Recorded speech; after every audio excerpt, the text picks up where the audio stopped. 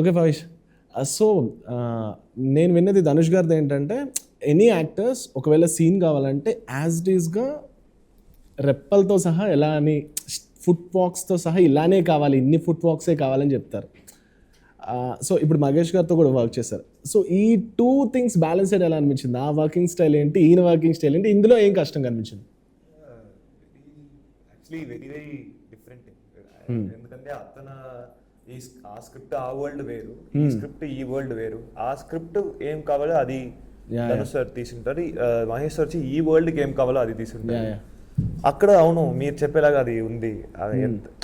అన్ని సీన్కి కాదు, చాలా ఇంపార్టెంట్ సీన్స్కి ఒక సీన్లో డైలాగ్ లేదు, ఎమోషన్లోనే నువ్వు కన్వే అవ్వాలంటే ఆ సీన్కి ఒకటి ఆ బ్లింకింగ్ అని ఉంటుంది. ఒక సీన్ నీక్లో నేను ఇలా చూడాలి, ధనుష్ సార్ చెప్పారు 3 seconds చూడు, 4 seconds చూడు అని చెప్పారు, 1 2 3. మా డాడీ కన్ను నుంచి కింద చూస్తాను, నేను చూశాను ఓకే అని అసిస్టెంట్ డైరెక్టర్ చెప్తాను బాగుంది బాగుంది షార్ట్ బాగుంది అని. ధనుష్ సార్ దగ్గర నుంచి ఓకే రాలేదు, నేను అలాగే చూసాను ఏంటి అది. సార్ వచ్చి ఇలా కాదు చాలా ఫాస్ట్గా వెళ్తుంది, 3 seconds వెళ్తుంది, నాకు 4 seconds to 5 seconds కావాలి అని చెప్పారు.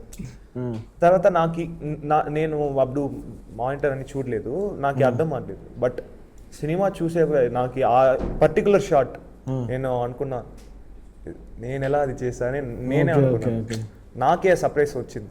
సో అప్పుడు తెలిసింది ఓకే అది డెఫినెట్గా అక్కడ బేసిక్ లెర్నింగ్స్ ఇక్కడ అప్లై చేశాను. బట్ వరల్డ్గా చాలా చాలా వేరు. ఇక్కడ నేను చాలా కష్టపడింది body language.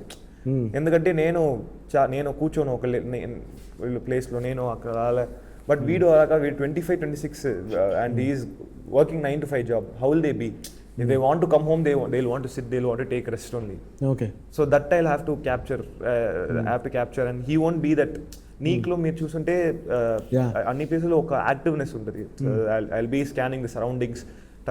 This character is not like that. He's little matured. He's like okay, he's focused on the job. Okay, మనం ఎక్కడ వచ్చాం, ఓకే ఇతనితోని మాట్లాడదాం, ఇది మనం వెళ్ళిపోద్దాం అంతే. So I worked on that and all a little bit. Okay.